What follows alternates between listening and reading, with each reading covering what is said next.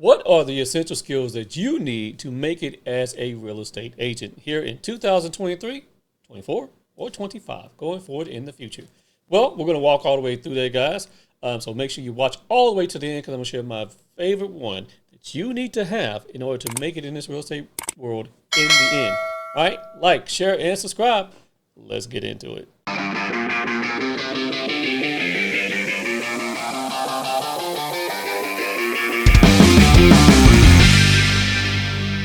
Coach Sascha here, located down here in DFW, team leader, Chatman Realty Group, three-time EXP icon agent, and we're talking about the essential skills that you need as a real estate agent. But before we go ahead and jump into this, make sure you hit that like button, subscribe to our channel, help us grow, people, invite your friends over here so we can grow together.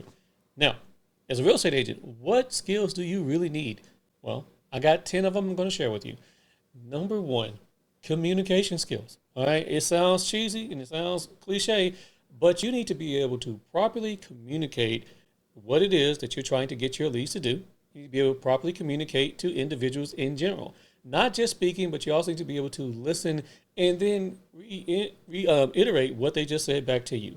Communication skills are going to be so key and critical. I've seen a lot of agents who know their stuff, but they're so bashful and they're so shy that they can't communicate with confidence that they know what they're talking about. And frankly, if you don't have the confidence when you communicate, the message gets lost. So you need to practice up on those communication skills. If you are a natural introvert, you need to learn how to be an introvert extrovert. All right, look it up. Number two, you need to know your market. Market insights is a must. The market is changing rapidly. The way we do real estate is changing rapidly. If you go back and think about real estate just a couple of years ago, we did not have crypto. Okay, we didn't have all these different ways of buying homes. We didn't have interest rates going all over the place. It was really easy out there, guys, to sell a house at 3% interest rate. Anybody can do that. But now things have really changed, so you need to be able to make sure that you're on top of those changes and you can communicate to your leads, to your buyers and your sellers what's going on so they can act and they know how to take advantage of it. In addition, there's so many new ways of getting a deal done. Do you know those different ways of doing a deal? Besides your traditional, real estate financing, you need to have a plethora of market insight skills at your disposal so you can easily communicate to your buyers and sellers and help them out. All right. Number three, sales and negotiation. It's a sales job, man. You need to know how to sell homes. It's not just about communicating, but do you know how to sell? Do you know how to market the house that you're about to list? And if you do you know how to negotiate? I can tell you right now, when I get a contract from somebody and within their offer, I can tell you right then and there if I'm going to eat their lunch. If they know how to write the offer, if just tell them right then and there they can't negotiate. All right. If the offer is sloppy, your negotiations are going to be sloppy. And if I smell your commission breath, I got you right where I want you. So you need to learn how to control that within yourself. Okay. I know there's some people out there who really need a deal right now. I have been there. Like, oh man, I need this one to go through. Good Lord, I got to take a commission advance. What's going on? Coach has been there too. That's happened to me a couple times, right? And I still keep that under control so I don't give my entire hand away. I mean, you're like the person who's out there playing space and just playing all wild and doing all kind of crazy things. Learn how to negotiate. Don't tip your hand. Stay in the pocket, my friend, and work on those negotiation skills. Okay? 4, time management and organization. You will lose a lot of money if you cannot organize yourself and work on your time. I know people talk about time blocking all the time, and I know you're tired of hearing about it. I'm tired of talking about it. But I talk to my clients all the time that I'm coaching who don't freaking time block. And they're like, well, I don't understand why I can't get anything done. No shit, Sherlock. I know why you can't get anything done. Because you don't do the same thing from 8 to 10 o'clock every single day. You have no routine. I am a creature of habit, guys. I have to have a routine. And when I get off routine, I get edgy and I get a little cranky because I know I'm supposed to be doing X, Y, and Z. And if I'm not doing that, then I'm like, okay, I know I'm going to pay for it later. So time blocking and managing your time is going to be huge. Let's just say this. Right now, you're a real estate agent that hasn't sold anything. You're brand new. Then you sell 10 houses. What do you think you can do the exact same things that help you sell 10 houses for 30? because you want to get to 30. What about when you want to get to 60? What about when you want to get to 100? You have got to learn how to manage your time so you can grow and scale, and then you will learn new skills and learn how to get way more efficient in this game. Okay, this is a core one. Okay, right now, coming in number 5, problem solving skills. All right, shit happens in this game. It is going to happen to you. And if it hasn't happened just yet, oh wait, okay, it happens in the real estate game. And unfortunately, you need to learn how to overcome those issues and problem solve for your clients and for yourself. I cannot tell you how many times I've said this to myself, man, I need a layup. In 2020, I just need a layup. I need an easy deal. God, it was so easy 3 years ago. Every deal, I feel like I'm Shaquille O'Neal shooting from freaking Steph Curry land. And it's just like, what is going on?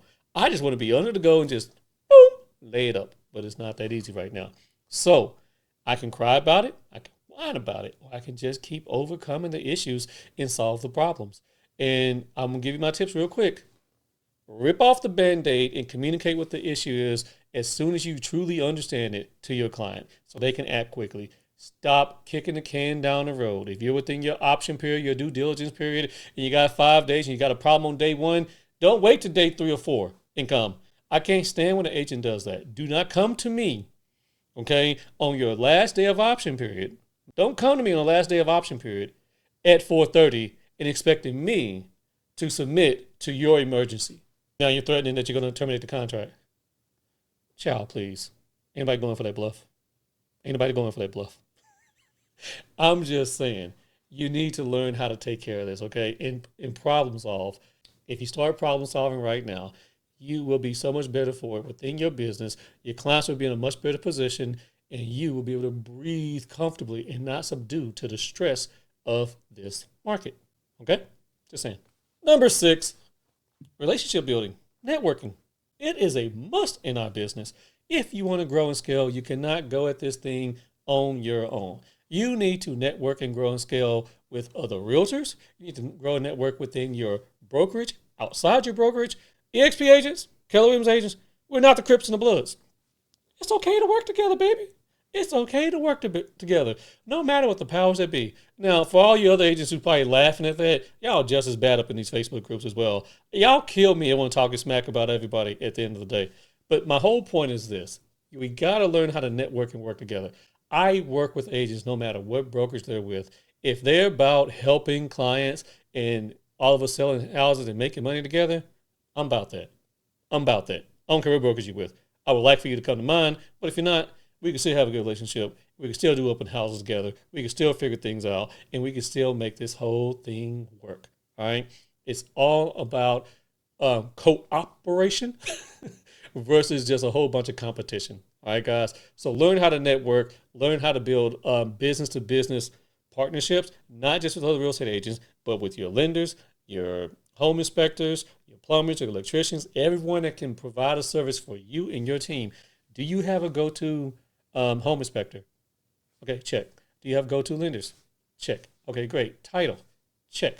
Okay, fine. Cleaning crew for your listings when your seller is overwhelmed. No? Go check that box. Roofer, foundation guy. You see what I'm getting at?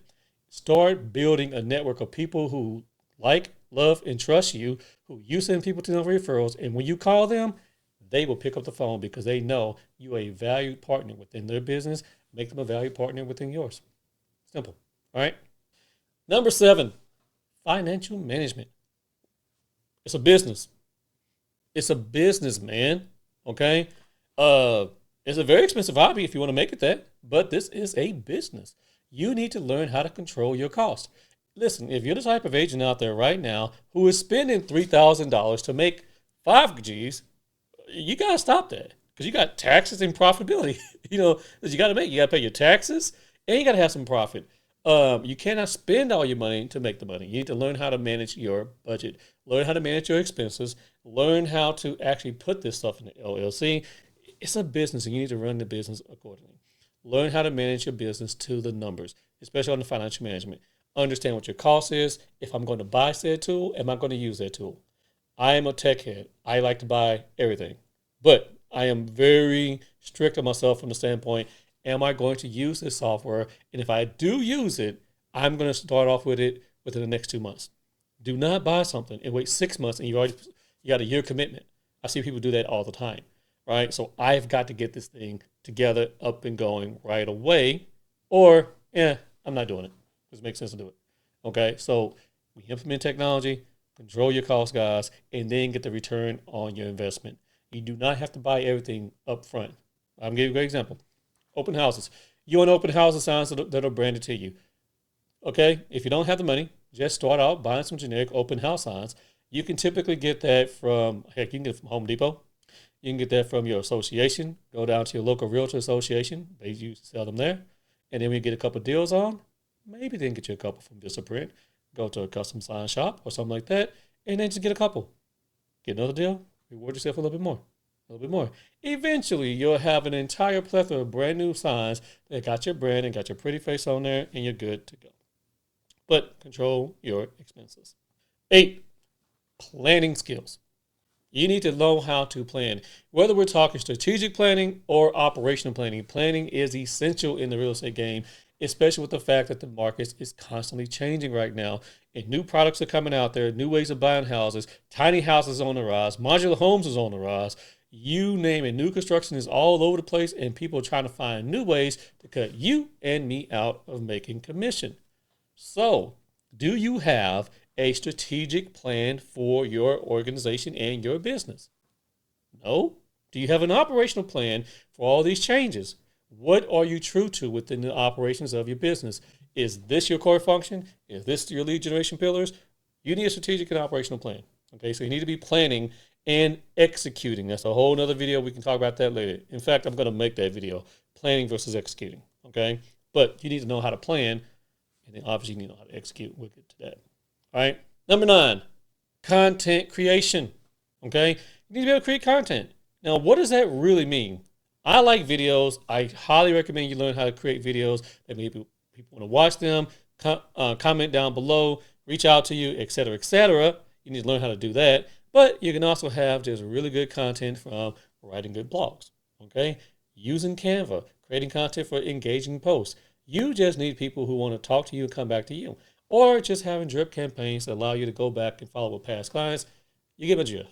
You need content creation. It's a skill you need to know. Okay, if you don't have that particular skill, hire a virtual assistant. Right? They are really good at doing that, or get a service that can do that. But once again, go back to financial management, control your costs. All right. All right, guys, we're already to the end. Here's my last one. This is the biggest one, and it's a pet peeve of mine. I told you I was going to get here. Writing contracts. Oh my God. I know that sounds cliche, but so many people cannot write contracts. I don't even understand that one. Okay. I'm not going to rant too much, but I'm going to give you the 3 that you need to learn how to do. A buyer's representation agreement, a listing agreement, okay? And for God's sakes, the actual contract to execute a deal. If you do not have these 3 in your skill set, if you cannot write these out within 5 minutes, yes, I said 5 minutes, you got a problem. So for all the agents who say, oh, it takes me a whole hour to write a contract. I take all the time and energy and care in every contract. Child, please, we're not writing a contract from scratch. We are filling in blanks. The exact same blanks. Every single time. They don't change. They do not change. Okay, let me give you a tip. Pro tip, write this down.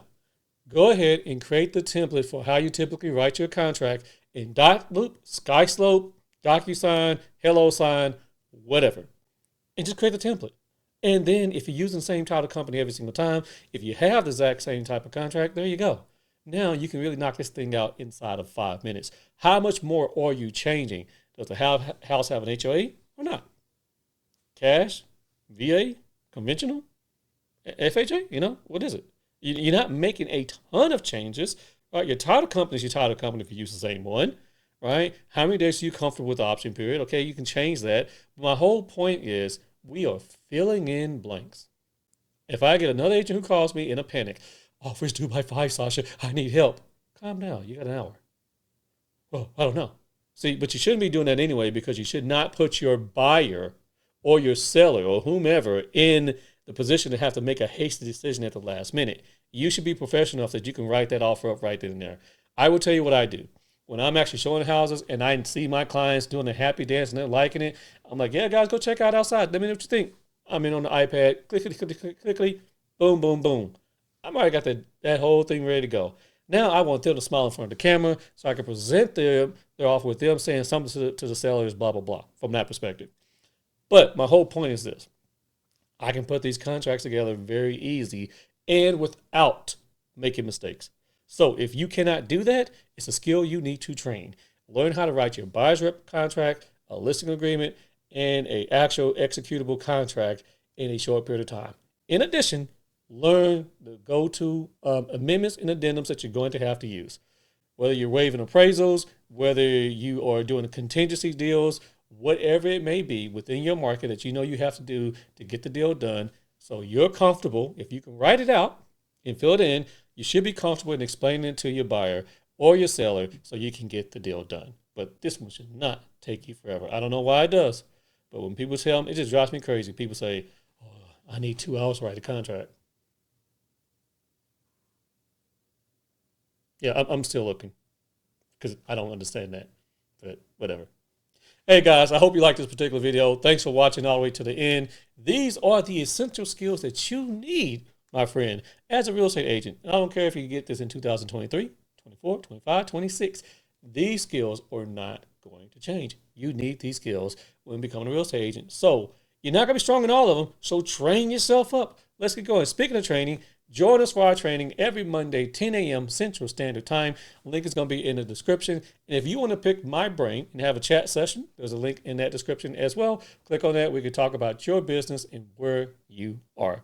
I'm Sascha Chatman. Hey, smash the like button, man. Subscribe to our channel. We are trying to grow here. And if you like the tips we're bringing you, we're going to keep bringing you more videos every single week. You guys be easy out there. Train yourself up and go sell some houses. Peace.